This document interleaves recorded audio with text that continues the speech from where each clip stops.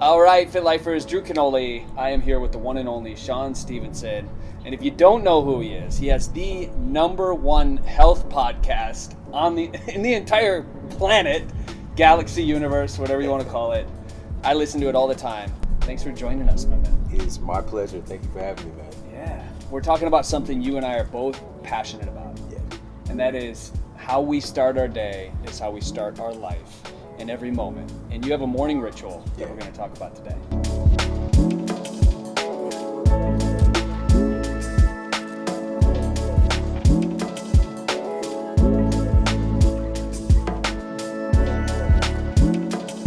It's really the foundation, especially today where there's so much distraction, there's so much opportunity at the same time. We need to have some structure, but be able to be flexible within that structure. It gives us a sense of certainty to start our day in a world that's so uncertain. Let's talk about the morning ritual. Perfect. You first wake up, what happens? Yes, the very first thing that I do for my morning ritual is that I do something called getting super hydrated. Mm-hmm. And so what that entails is drinking about 24 to 32 ounces of structured water. And the reason that I do this is that during sleep is actually one of the toughest times on your system as far as getting dehydrated because of all the water required to do all of these metabolic processes. And when you wake up in the morning, you're actually pretty dehydrated. And so you want to enable your body to flush out all those metabolic wastes. Plus you get this little benefit. It's something called water-induced thermogenesis. Multiple studies have found that simply drinking a certain amount of water can upregulate your metabolism upwards of about 30%. So that's what I do. I knock that out. And when I say structured water, I did a whole episode on water. We don't have time to do that, but it's called the Water and Hydration Masterclass, episode 73. It's one of the most downloaded episodes. Hundreds of thousands of people have checked that out. So just check that one out to know what we're talking about as far as the water. But bottom line, first thing to start your day, drink water. And plus you can get a big chunk of that hydration in that you need for the rest of the day in the morning. So what would the next thing be after getting super hydrated? I love that you have a name for it too, super hydration. Yes, it's important obviously to feed our physical body, but also our mind. And to start our day in more of an empowered state, I really love to read a little bit of, kind of self-improvement, self-help, personal development type of text. And I like to do this while doing a little mobility work.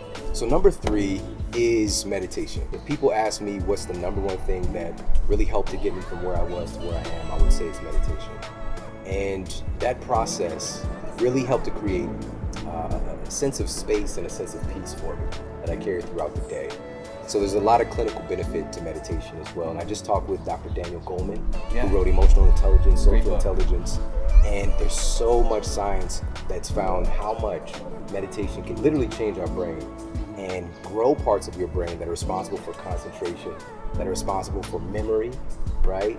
And also, of course, National Academy of Sleep Medicine found that doing a meditation practice, and this was just taking individuals who are non-meditators, getting them on a program for about 8 weeks, was able to literally decrease sleep latency, so they fall asleep faster, increase their sleep time, improve their sleep efficiency, and lower symptoms of depression as well, all from a meditation practice. I think I've imbued it and made it more practical because we don't have to run off and go meditate for a couple of years in an ashram. So is it 5-10 minutes, 15? For about 2 years, every day I did a 32-minute meditation. Then I had a small child, another kid.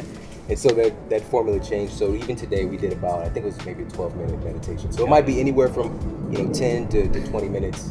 So number 4. Number 4 is exercise. This is jump-starting the metabolism in another sense, not outside of the water. And the reason I do this is, there's a couple of reasons. The first one is Appalachian State University did a study. And they found that people who exercise in the morning have far better sleep quality. They spent more time in the deepest, most anabolic stages of sleep.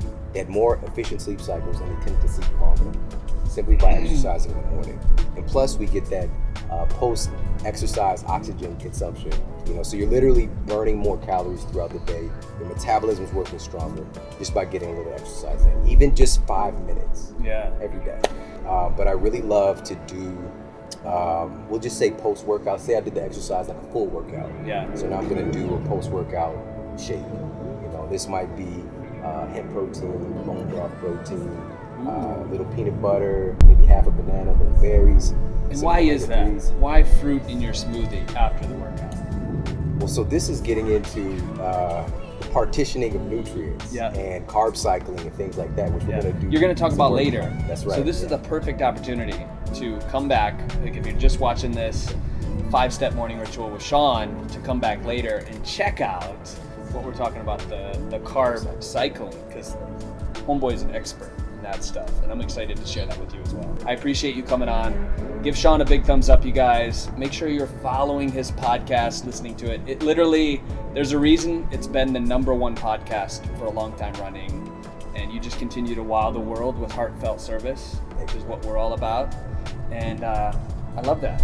So remember, we're in this together. And we'll see you soon.